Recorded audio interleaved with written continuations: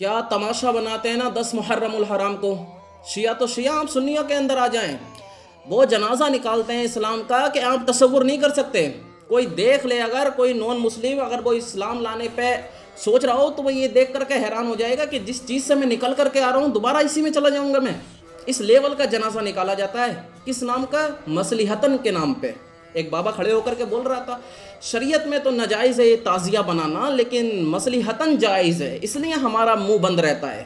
وہ بابا بول رہا تھا. تعزیہ داری اسلام میں عام ہے، جو کہ شریعتاً ناجائز اس کو قرار دیا گیا ہے. میں اس پر ایک بار ہم نے بھی کہہ دیا تھا تو والد صاحب نے مجھے سمجھایا کہ نہیں، شریعتاً تو ناجائز ہے، مصلحتاً اس کو جائز قرار دیا گیا ہے. یہ مصلحت ہے کہ آپ یعنی کہ اس کے اندر مورتی بنا کر کے رکھ دیں، جانور بنا کر کے ٹہلا رہے ہوتے ہیں، اس کی پوجا کر رہے ہوتے ہیں، اس کی آرتی اتار رہے ہوتے ہیں. یہ مصلحتاً ہے. مصلحت کے نام پہ شریعت نہیں بدلتی ہے، فیصلہ قرآن و حدیث ہی کرے گا. مصلحت کیا ہے کہ اگر آپ کسی کو سچ بولنے سے کسی کا کلیجہ پھٹ جاتا ہے تو آپ اس کو آرام سے، نرمی سے، پیار سے سمجھا دیں، احترام اختیار، نرمی اختیار کر کے. اس کو مصلحت بولتے ہیں. مصلحت کا مطلب شریعت بدلنا نہیں ہوتا. جو چیز ناجائز ہے، بدعت ہے، وہ بدعت ہے. وہ قرآن اور حدیث نے فیصلہ کر دیا ہے. مصلحت کے وجہ سے شریعت تبدیل نہیں ہوگی، قرآن و حدیث تبدیل نہیں ہو سکتی ہے.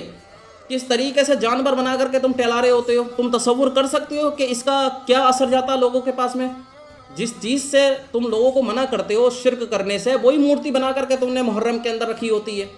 اتنے اتنے اونچے یہ ٹاور بنانا، تعزیہ داری بنانا، اور اس پہ تم شرطیں لگا رہے ہوتے ہو. شرط لگانا حرام ہے، اور اس پہ تم جیت کا جشن منا رہے ہوتے ہو کہ میں جیتوں گا تو مجھے پیسے ملیں گے، اور میں جیتوں گا. دل دل گھوڑا بن رہا ہوتا ہے، جانور بن رہے ہوتے ہیں.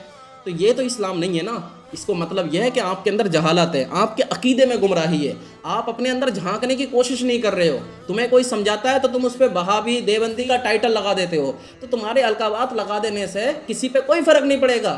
شریعت نہیں بدل جائے گی، تمہارے اوپر وہی مہر لگے گی جو لگنی چاہیے، یعنی کہ تمہارے عقیدے میں گمراہی ہے.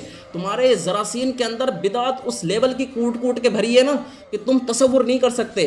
یہ زمانہ بدل جائے گا، تمہارے اندر سے وہ بدعت نہیں نکل سکتی، کیونکہ تمہارے اندر تم نے وہ پی رکھی ہے پانی کی طرح. تمہیں سمجھاتے سمجھاتے لوگ مر جائیں گے، مولوی چلے جائیں گے، لیکن تمہارے اندر سے ذراسین یہ بدعت کے نکل جائیں بہت مشکل کام ہے. تم نے ایسا بیڑا گرک کرا اسلام کا کہ آنے والے یہ 100 سال میں بھی نا، اگر اس کو صحیح طریقے سے اسلام کو سنوارا جائے نا، پھر بھی بہت مشکل ہو جائے گا، کیونکہ تمہارے اندر خرافات اتنی ہیں. مزاروں کے نام پہ ہو، یہ تعزیہ کے نام پہ ہو.